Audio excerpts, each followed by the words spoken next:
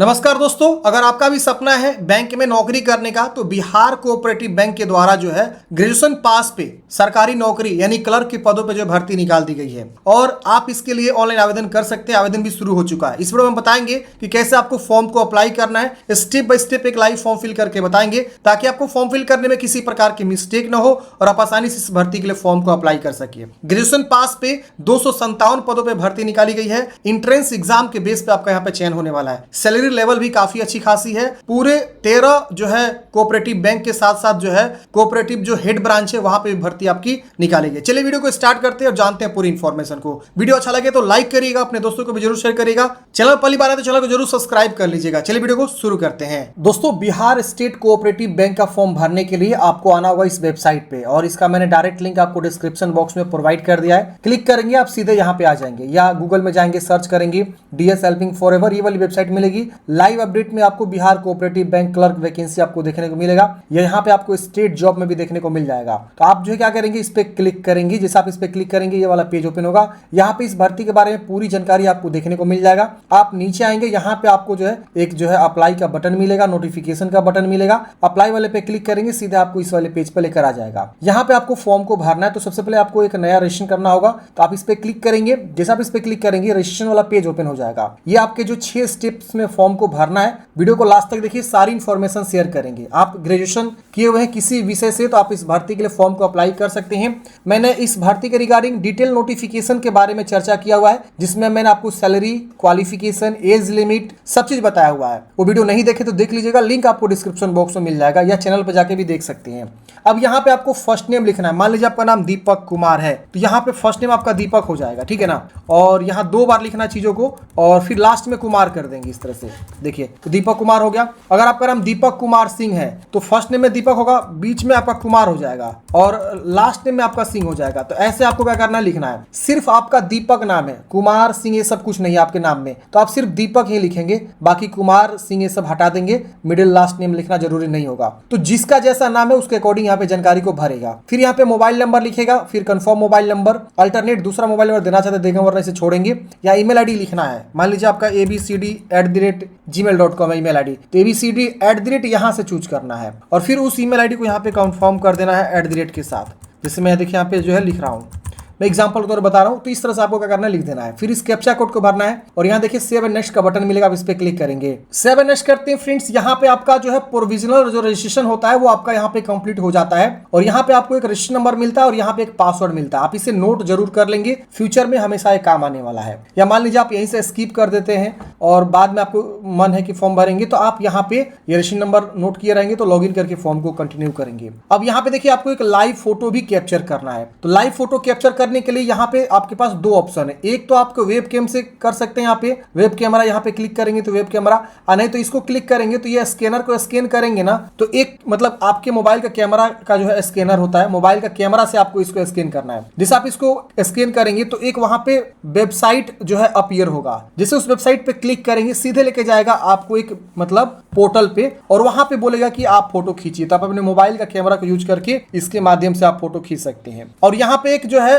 Photo scan करके भी upload करना है, अपलोडेड इमेज यहाँ पे आपको शो करेगा। और यहाँ पे आप देखेंगे तो फोटोग्राफ सिग्नेचर का गाइडलाइंस भी दिया हुआ है। आप यहाँ पे क्लिक करेंगे तो ये फोटोग्राफ का गाइडलाइंस है। आप यहाँ देख सकते हैं फोटोग्राफ का साइज 20 से 50 के भी, 200 बाई 230 पिक्सल का। और यहाँ पे आपको सिग्नेचर बोला गया है, लेफ्ट थंब इंप्रेशन बोला गया है, हैंड रिटेन बोला गया है। तो ये आगे आपको अपलोड करना है, तो हम आगे आपको बताएंगे। फिलहाल सिग्नेचर यहाँ पे जो अपलोड करना है उसका गाइडलाइंस यहाँ पे आपको देखिए बताया गया है कि ये आपका जो है 10 से 20 केबी के बीच होना चाहिए। और यहाँ पे आपको जो सिग्नेचर इसी मतलब फॉर्मेट में रखेंगे तो आपका आसानी से अपलोड हो जाएगा। तो आप फोटो और यहाँ पे लाइव फोटो और उसके वजह से यहाँ पे सिग्नेचर ये आपको अपलोड करना है। इसको टिक करना है, इसको भी टिक करना है। अच्छा, वेब कैम का जब आप यूज करेंगे तो यहाँ पे आप क्लिक करेंगे तो यहाँ पे परमिशन बोलेगा। मैं आपको कैप्चर करके दिखाता हूँ। यहाँ पे क्या करेंगे, आप कैप्चर फोटो पे क्लिक करेंगे तो यहाँ पे इस तरह से देखिए आएगा। और यहाँ पे आपको क्या करना है, ये मतलब फ्रेम के अंदर आना है, जो रेड वाला फ्रेम है इसके अंतर्गत आपको आ जाना है और यहाँ पे आपको कैप्चर पे क्लिक करना है। देखिए इस तरह से कैप्चर किए, आपको सेव करना है। सेव करते हैं आपका फोटो यहाँ पे जो है शो कर देगा। देखिए इस प्रकार से। तो अगर आपका वेबकैम बढ़िया है, साफ है, तो आप क्या करेंगे, वेबकैम से फोटो खींच सकते हैं। और नहीं तो इस पे क्लिक करेंगे तो इसको स्कैन करेंगे कैमरे से,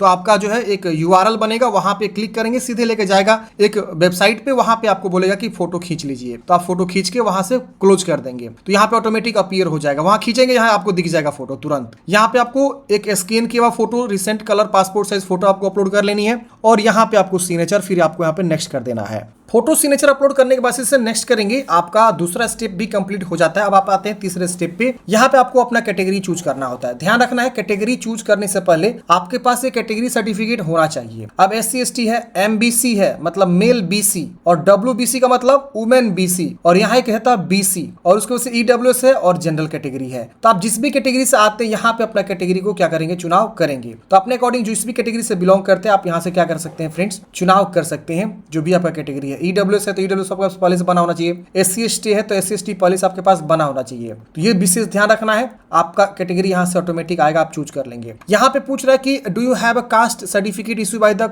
आपको पूछ भी रहा है यहाँ पे कि आपने जो है कास्ट सर्टिफिकेट अपना बनवाया हुआ है। आप अगर SC ST WBC EWS से आते हैं तो आपको यहाँ पे यस कर देना है। यहाँ पूछ रहा है do you have a caste certificate issue by the authority, आपको यहाँ पे भी यस करना है। तो ये मेरे केस में डिसेबल दिखा रहा है, तो आप यहाँ पे इस तरह से छोड़ देंगे। यहाँ पे पूछ रहा है विकलांगता के बारे में, अगर आप विकलांग है 40% तो आप यहाँ पे यस करेंगे और विकलांगता के बारे में बताएंगे, नहीं तो आप इसे नो करेंगे। फिर यहाँ पे आपको नीचे आना, ये सब डिसेबल है मेरे केस में। यहाँ पे आपको स्पेशल, आप डिसेबल्ड पर्सन है जिसको आपको लिखने में डिफिकल्टी है, तो उस प्रकार के विकलांग के लिए यस नो में यहाँ पे बताना है। तो आप है तो यस करेंगे, नो करेंगे। फिर आपको नीचे आना है, यहाँ पे ये मेरे केस में डिसेबल है। यहाँ पे सीधे पूछ रहा है रिलीजियन, आप बताएंगे किस रिलीजन से आते हैं। फिर यहाँ पे माइनॉरिटी से आते हैं तो यस करेंगे, नहीं तो नो करेंगे। और यहाँ पे पूछ रहा है कि आप परमानेंट रेसिडेंस है, आप बिहार के निवासी है, डोमिसाइल, यस करेंगे।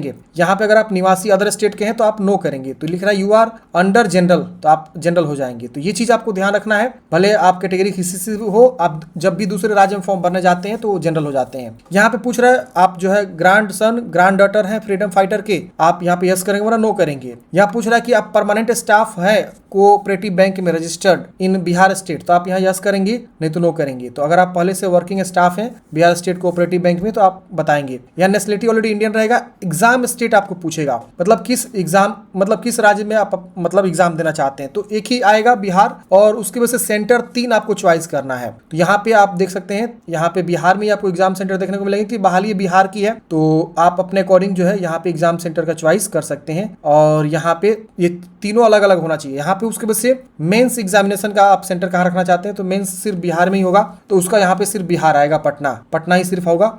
तो इस तरह से आपका ये प्री वाला है और ये मेंस वाला एग्जाम सेंटर आपको चूज कर लेना है। फिर यहाँ डेट ऑफ बर्थ की चॉइस करने हैं, जो भी आपका डेट ऑफ बर्थ है सर्टिफिकेट के अकॉर्डिंग सही से लिखिएगा। जेंडर बताएंगे, यहाँ पे जुड़वा भाई बहन है, ट्विन है, तो आप यस करेंगे, नो करेंगे। और यहाँ पे आप जो है जेंडर बताते हैं, अगर ट्विन कोई जुड़वा रहता तो उसका क्या नाम है, वो मेल है कि फीमेल है। फिर आप मैरिड है कि अनमैरिड है, ये आपको बताना है। फादर्स नेम, मदर्स नेम, अगर आप मैरिड होते तो यहाँ मैरिड चूज करते, और यहाँ पे स्पाउस नेम आपको बताना होता, जैसे कि जो भी आपकी मतलब जो भी आपका जीवन साथी है, तो स्पाउस नेम यहाँ पे आपसे पूछ रहा है। अनमैरिड है तो ये डिसेबल हो जाएगा। यहाँ पे आपको कोरेस्पोंडेंस एड्रेस आपको लिखना है, 3 लाइन दिया, तीनों लाइन को अच्छे से यूज करते हुए एड्रेस को लिखना है। फिर यहाँ डिस्ट्रिक्ट लिखेंगे, फिर यहाँ स्टेट चूज करेंगे और यहाँ पिन कोड बताएंगे। फिर यहाँ पूछ रहा है कि परमानेंट एड्रेस अगर सेम है ऊपर वाला तो इसको सेम टिक करेंगे, सेम कॉपी हो जाएगा। अलग है तो अलग अलग आप लिख सकते हैं। यहाँ GST इनवॉइसिंग के लिए एड्रेस मांग रहा है, तो आप यहाँ पे कोई सा भी एक एड्रेस चूज कर लेंगे। यहाँ पे आपको GST इनवॉइसिंग के लिए यहाँ पे बैंक डिटेल्स भी मांग रहा है, तो आप अपना जो है बैंक डिटेल्स यहाँ पे दे सकते हैं, कोई दिक्कत नहीं है इससे। यहाँ पे आपको देखिए अपना नाम लिखना है, branch name, account number, confirm account number, IFSC code, MICR number छोड़ दीजिएगा। तो ये अकाउंट डिटेल्स आपको जरूर यहाँ पे दे देना है। फिर यहाँ पे इसको वैलिडेट करेंगे, अगर कहीं एरर शो करेगा तो ऑटोमेटिक देखिए यहाँ पे रेड हो जाएगा कि आपने ये नहीं भरा हुआ है, तो आप उसको क्या करेंगे, पहले फिल कर लेंगे। तो हम अभी फिल करेंगे और उसकी वजह से जब भी वैलिडेट करेंगे यहाँ पे सब वैलिडेट हो जाएगा, अगर सब चीज सही रहा तो, नहीं तो वहाँ रेड हो जाएगा। फिर यहाँ पे आपको 7 नेक्स्ट कर देना है। 7 नेक्स्ट करते फ्रेंड्स अगले स्टेप में आपको एजुकेशनल क्वालिफिकेशन की जानकारी भरने का ऑप्शन आएगा। तो यहाँ पे आपको जो है एजुकेशनल क्वालिफिकेशन 1 जून 2025 तक ग्रेजुएशन आपने कंप्लीट किया हुआ है तो आप फॉर्म भर सकते हैं। तो यहाँ पे आपको बताना है कि आप आर्ट्स, कॉमर्स, साइंस, एग्रीकल्चर या अदर किससे आपने जो है पढ़ाई किया हुआ है। अगर आप BA किए हैं तो आर्ट्स चूज करेंगे, कॉमर्स से आपने पढ़ाई किया BCom तो आप कॉमर्स चूज करेंगे, एग्रीकल्चर है, साइंस BSc वालों के लिए साइंस यहाँ पे ऑप्शन है। तो अपने अकॉर्डिंग यहाँ पे बताएंगे ग्रेजुएशन के बारे में। फिर यहाँ पे पासिंग ईयर, मंथ, और यहाँ पे आपको ईयर बताना है कि कौन सी ईयर मंथ में आपने पास आउट किया हुआ, कितना % आपका जो है मार्क्स है, ये यहाँ पे आपको क्या करना है फ्रेंड्स बता देना है। और यहाँ पे ग्रेड फर्स्ट सेकंड क्या है, इसके जिसकी वजह से आपने पीजी किया तो पीजी की जानकारी बताएंगे, वरना इसे आप छोड़ेंगे। अच्छा, बहुत सारे लोग यहाँ पे मान लीजिए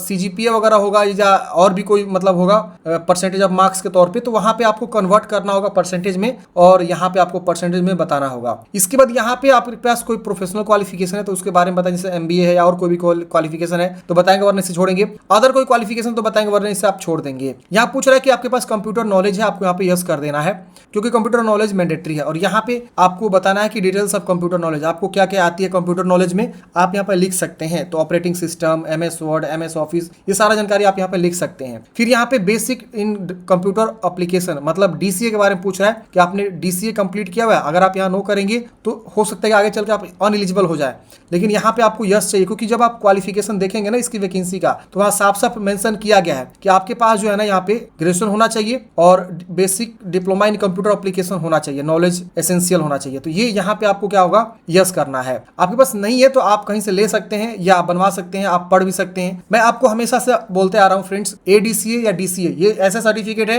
कि लगभग बिहार के हर एक वैकेंसी में मांगी भी जाती है। तो आप जरूर जो है इसकी तैयारी करके पढ़ लीजिए, सर्टिफिकेट हासिल कर लीजिए। अगर आपको टाइपिंग आती है तो टाइपिंग सर्टिफिकेट भी जरूर आप हासिल कर लीजिए कहीं ना कहीं से, बहुत इंपॉर्टेंट चीजें हैं।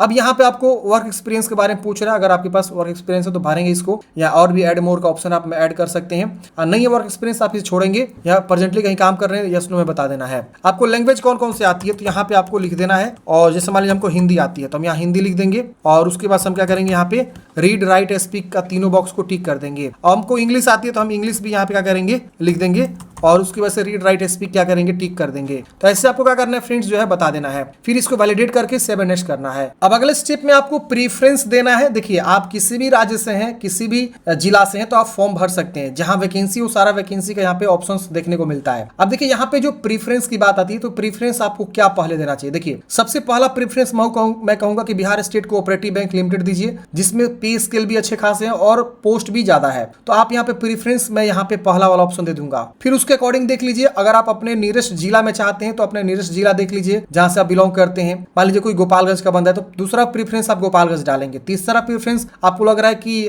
बेगूसराय नजदीक होगा मेरे से, या नालंदा नजदीक होगा, या पाटलिपुत्रा में अच्छा वहां पे काम कर लूंगा, तो आप उसको डाल देंगे। और यहाँ पे जो आपका सैलरी है वो भी आपको जरूर ध्यान में रखना है। कहीं मुंगेर देखेंगे तो आपका सैलरी लेवल कम है, और भी जगह पे देखेंगे तो औरंगाबाद में भी सैलरी लेवल कम है, बाकी जगहों पे देखेंगे तो सैलरी लेवल अच्छे खासे हैं।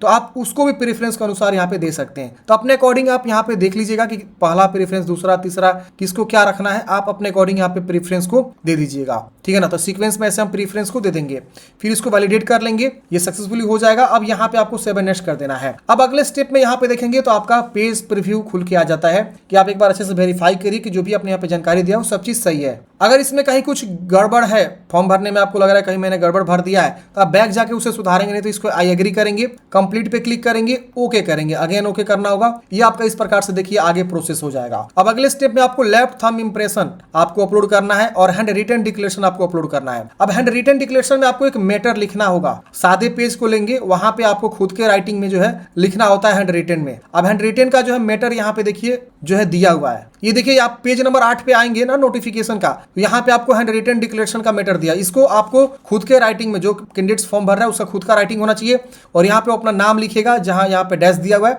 और ये पूरा मैटर अपने खुद के राइटिंग में लिखेगा सादे पेज पे, और उसको स्कैन करके A4 साइज में यहाँ पे आपको अपलोड करना है। और लेफ्ट थंब इंप्रेशन, अंगूठे का निशान यहाँ पे मांग रहा है, आप इसे भी अपलोड करेंगे। यहाँ गाइडलाइंस भी दे रखा हुआ है फाइल साइज वगैरह के बारे में, आप एक बार यहाँ पे देख लेंगे कि क्या फाइल साइज यहाँ पे बोला गया है, और उसी फाइल साइज में क्या करेंगे फ्रेंड्स, आप जो यहाँ पे स्कैन करके अपलोड करने वाले हैं। 7 करते हैं फ्रेंड्स। अगले स्टेप में यहाँ पे आपका जो है अमाउंट शो होता है, कितना रुपए का आपको आवेदन शुल्क लगने वाला है, और फिर इस कैप्चा कोड को आपको क्या करना है फ्रेंड्स, भरना है। और यहाँ पे आपको दो ऑप्शन मिलता है, बिल्डेक्स और सीसी वेन्यू, ये दोनों पेमेंट गेटवे है। कोई सा भी ऑप्शन चूज करेंगे और यहाँ पे सबमिट वाले ऑप्शन पे क्लिक करेंगे। सबमिट पे क्लिक करते हैं, यहाँ पे देखिए बिल्डेक्स पे यहाँ पे आपको credit card, debit card, net banking, wallet, QR code, UPI, बहुत सारे ऑप्शन देखने को मिलते हैं। किसी भी ऑप्शन के थ्रू क्या करेंगे, पेमेंट जमा करेंगे, और पेमेंट जमा करने के बाद से फ्रेंड्स आप जो है हार्ड कॉपी प्रिंट आउट निकाल निकाल कर अपने पास सुरक्षित रख लेंगे। तो इस तरह से फ्रेंड्स हमने बात की कैसे आपको फॉर्म को अप्लाई करना है। आप जो है 10 जुलाई 2025 तक जो है फॉर्म को अप्लाई कर सकते हैं। 257 पदों पर वैकेंसी निकाली गई, सैलरी आपको जबरदस्त है,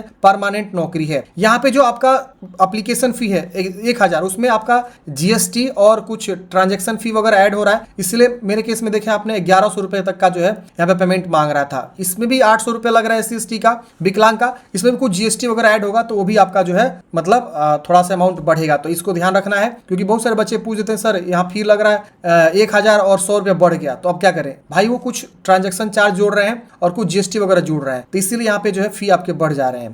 तो आई होप आप लोग समझे होंगे। मिलते हैं फ्रेंड्स किसी नेक्स्ट वीडियो में। जय हिंद, आपका दिन शुभ हो।